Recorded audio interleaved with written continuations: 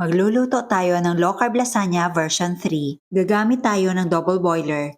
Maglagay ng parmesan cheese, then add gelatin powder. Lutuin natin ito over low heat, then add fresh egg white. Haluin ng maigi para hindi magbuo-buo ang egg white dahil baka magmukhang scrambled egg po ito. Then add mozzarella cheese.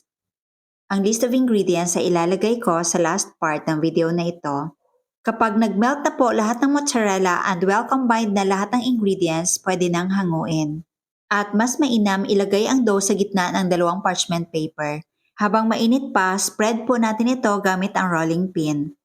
If you love this recipe, please like and share and follow me for more local recipes and health tips. Ngayon, ilipat na natin sa baking pan. Dry lang po natin ito sa oven at 100 degrees Celsius for about 5 to 10 minutes. Then, let it cool for a few minutes.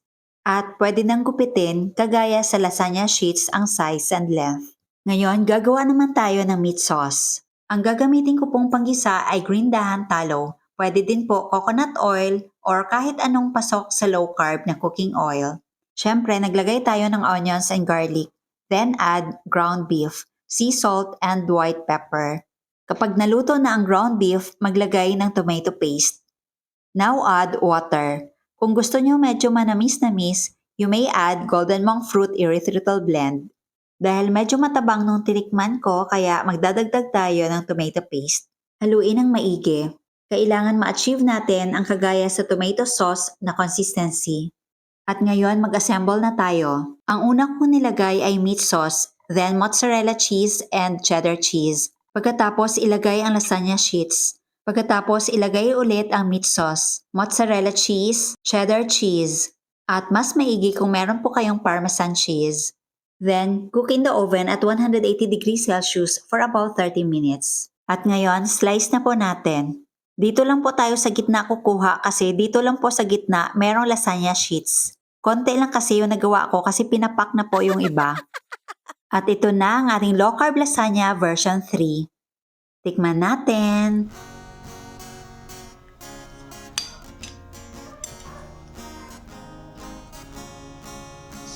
Tindahan, Diba? Super cheesy. Ang sarap. Marami kang pagpipilian sa green. Ang sarap talaga. Alam nyo, sa totoo lang, mas masarap po ito kaysa sa high carb na niluluto ko dati. Sobrang sarap. Yung texture, yung lasa, super ganda. You must try this. Ang tindahan, low carb essentials ay kumpletong matatagpuan.